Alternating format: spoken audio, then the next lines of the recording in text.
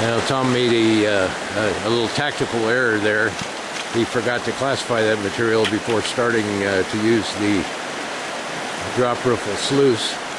So he is going to go ahead and run that material through one of those little half bucket size classifiers here. Runs it down to about 3/8, and then you can go ahead and put it through the little sluice, no problem. Again, this is a dynamite little piece of equipment from the California Sluice Box Company. Dale down there makes a great product, and he's a heck of a nice guy, right? So he will treat you right. He's not into mining the miners per se. Right? Okay, now that was super quick and easy. Now Tom can continue with the drop riffle sluice. Right?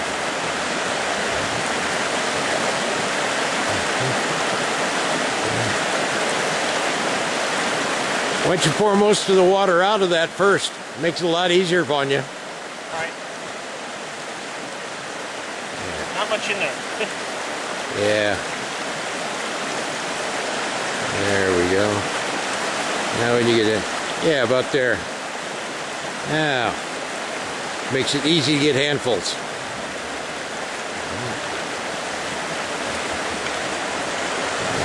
See the material moving on down through the sluice there. Since he has just a little bit of material, we'll go ahead and keep the video running and see what he gets.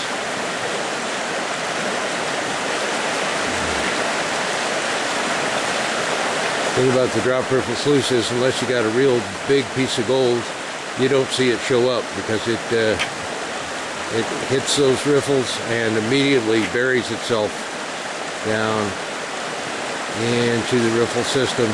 So you don't know what kind of gold you got until you do your final pan there.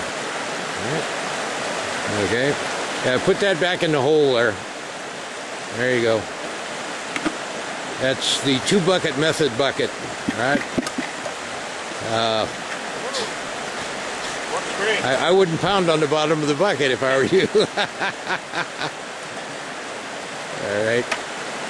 I'm the man of errors today. Yeah, hey, what can you say? All right. Okay. You're good. Let's splash a little water back into the bucket. There you go. All right. You got it. Perfect. All right. Now, a little cleanup into the bucket. Again, the nice thing about these drop riffle sluices is the ease of cleanup. You're going to pull the rock, lift that into the bucket, and splash a couple of handfuls of water on it, or a bucket of water, whichever. And that is going to be the entire cleanup for that. And it probably took 30 seconds, maybe less, who knows. All right, sluice is clean, ready to go again. And he has his material ready to classify. There we go. Okay, where's your classifier? Let's see, it's right over here. Hang on, let me get my plus 20s out of it. I'll turn the video off here for a second. Okay, Tom is now putting the material through a little kitchen strainer. All right, that's about 20 mesh.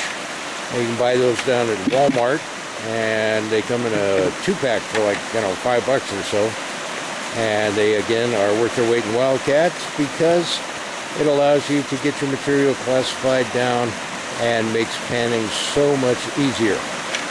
There's his plus 20s, and he's about to do his minus 20s here.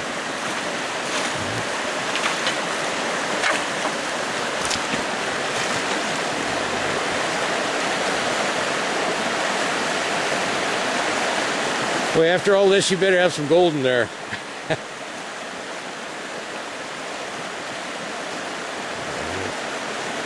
Safety pan. Safety pan. Hang on. There you go.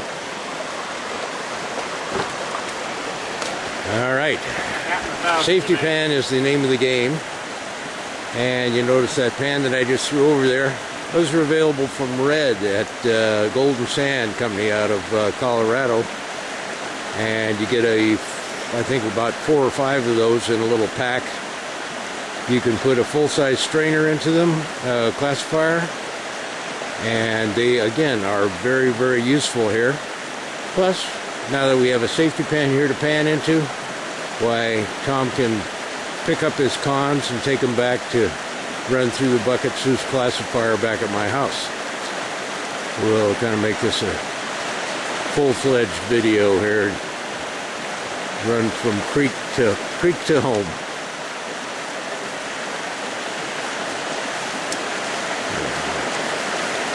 Get down on the pan there a little bit and see how he's doing.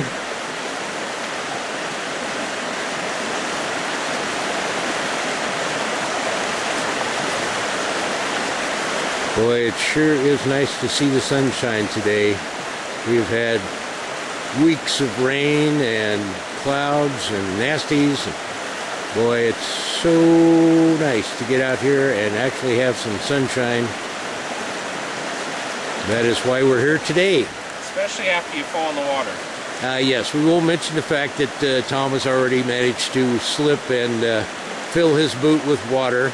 That was this morning when it was about, 38 degrees outside or less. Not to mention the posterior dip. Oh yeah.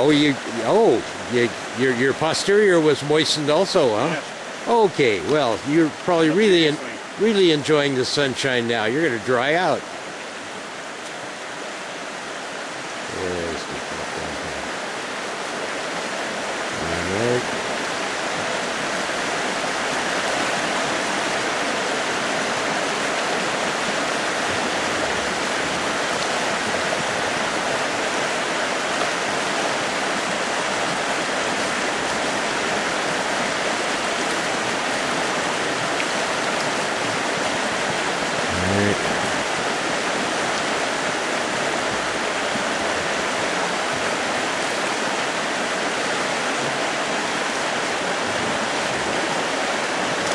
Step closer. Okay. A good chunk. Got a nice little chunker coming up in there.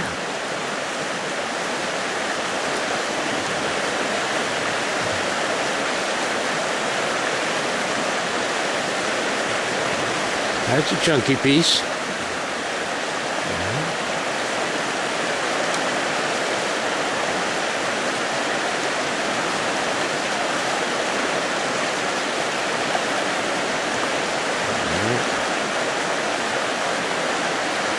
Could have some smaller stuff too if that chunk is there.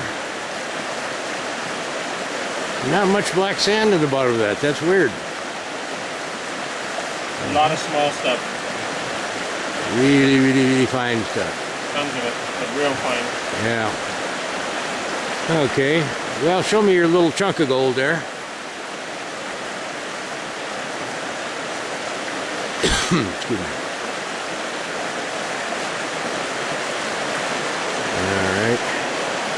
Well, there's a little chunker. Let's see if we can get close on it. Hold on. Just hold the pan still. Alright, and we got it. There it is right there. It's actually too difficult to hold steady with that amount of zoom on it. I'll come in closer here. Alright. Okay, well, there's your chunk of gold there. Not as much as I was hoping to see out of that hole, but gold is gold, and was it worth it? Was it worth all that work? Wah, wah, wah. All right. Tom is off getting his snuffer bottle to get that chunk of gold. We'll come back and see what Wayne's doing over here. And it looks like he has got a nice little hole right here in the bedrock. And he is weaning that little puppy out. You got a nice drop back in there? That's not too bad. Cool. All right. It will be interesting to see what comes out of that little fold in the bedrock. Wayne did take one large chunk of bedrock out. It pried out easily and left this hole. So I'm thinking there may be something worthwhile down in there. We hope. We always hope. Hope springs eternal in the mind and hearts of prospectors everywhere. Can never tell when that spoon is going to come out with a nice little nugget on it. Okay. It's kind of all in the shadows there, so it's difficult for me to get down in the hole. Yeah, there we go. Now we can see a little bit better.